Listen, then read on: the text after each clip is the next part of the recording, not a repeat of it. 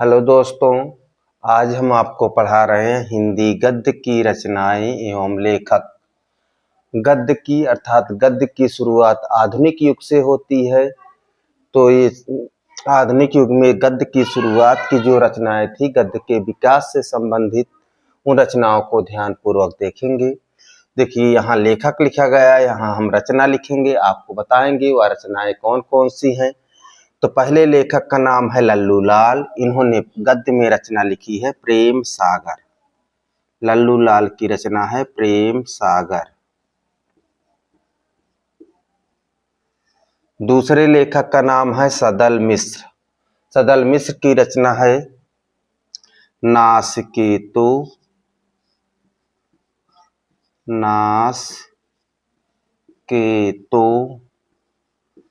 पाख्यान। नासकेतोपाख्यान थोड़ी बड़ा शब्द है, लेकिन रचना को याद करेंगे क्योंकि एग्जाम में कई बार पूछा गया है। तीसरे लेखक का नाम है ईसा अल्लाह खां। इन्होंने अपनी गद्य में रचना लिखी है रानी केतकी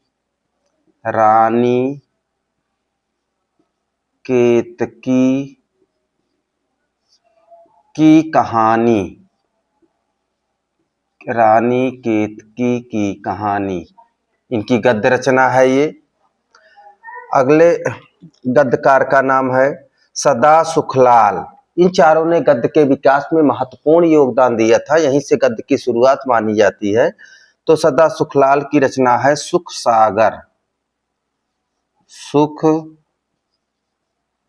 सागर।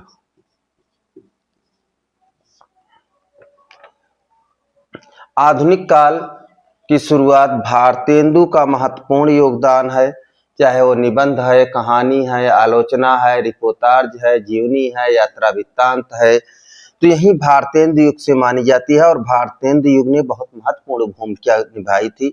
भारतेंदु युग की रचना है भारत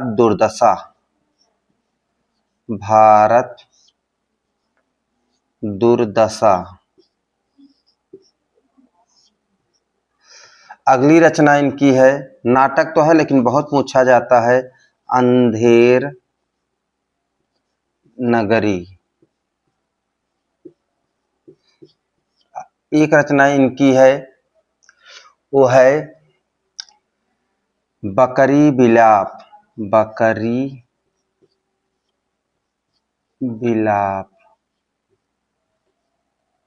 ये भारतेंदु की रचना है। उसी कड़ी में महत्वपूर्ण राइटरों को, गद्यकारों को आगे बढ़ाते हुए देखिए अगला नाम लिखा गया है मैथिली शरण गुप्त। इन्होंने महाकाव्य भी लिखा है। तो पहले हम महाकाव्य को ही, इनकी रचना को जान लेते हैं क्योंकि कई बार पूछा जा चुका है। वो रचना है साकेत। और इनकी दूसरी महत्वपूर्ण रचना है पंचवटी।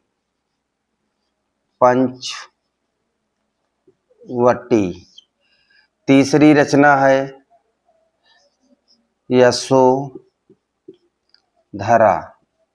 यशोधरा गौतम बुद्ध की पत्नी यशोधरा के ऊपर लिखा गया है। वही रचना है जिसका नाम इन्होंने दिया है यशोधरा। और तीसरे इनकी चौथी रचना है द्वापर।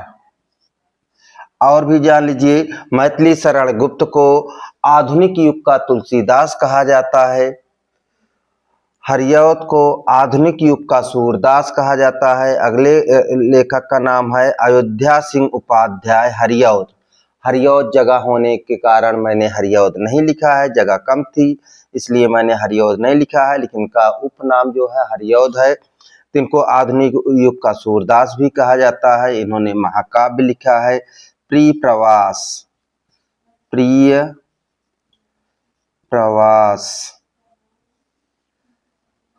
अगली रचना इनकी है, ये भी महाकाव्य है, वैदेही वनवास। वैदेही सीता को कहा जाता है। जब भगवान राम के साथ सीता भी गई थी तो उसी के ऊपर हरियौत ने रचना लिखी है वैदेही वनवास। इसी कड़ी में आगे देखेंगे, इनकी रचना है रस कलश, कई बार ये पूछी गई है रचना। केवल हम महत्वपूर्ण रचनाओं पर प्रकाश डाल रहे हैं, न कि पूरे गद्यकार पर डाल रहे हैं। इसी कड़ी को आगे बढ़ाते हुए छायावाद के युग के प्रवर्तक के रूप में जयशंकर प्रसाद जाने जाते हैं। इन्होंने भी गद्य में महत्वपूर्ण योगदान रचनाएं दी हैं। इनकी रचना है कामायनी। कामायनी ये इनकी बहुत महत्वपूर्ण रचना है। दूसरी रचना है इनकी काव्य रचना है आंसू। तीसरी है लहर, आंसू लहर। झरना, झरना से ही छायावाद की शुरुआत मानी जाती है, क्योंकि ये रचना 1918 की है, इसलिए झरना से ही छायावाद की शुरुआत मानी जाती है।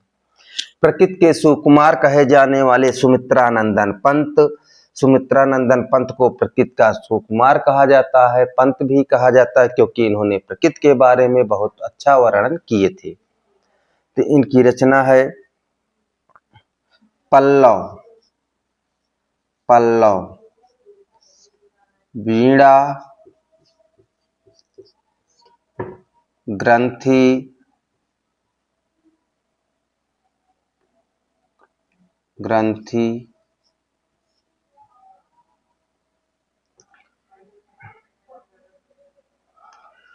अगले कड़ी में अगला नाम है सूर्यकांत त्रिपाठी निराला। निराला इनका उपनाम है और ये इनकी रचना है राम की शक्ति पूजा।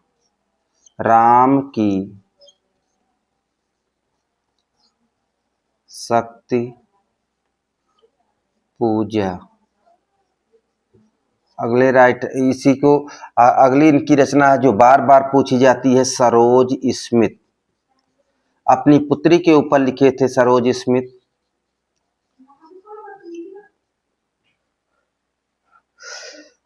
आज डीएलएड की परीक्षा में 1 नंबर के प्रश्न में पूछा गया था कि महादेवी वर्मा की 4 रचनाओं के नाम लिखना था। तो उन रचनाओं में पहला नाम है निहार।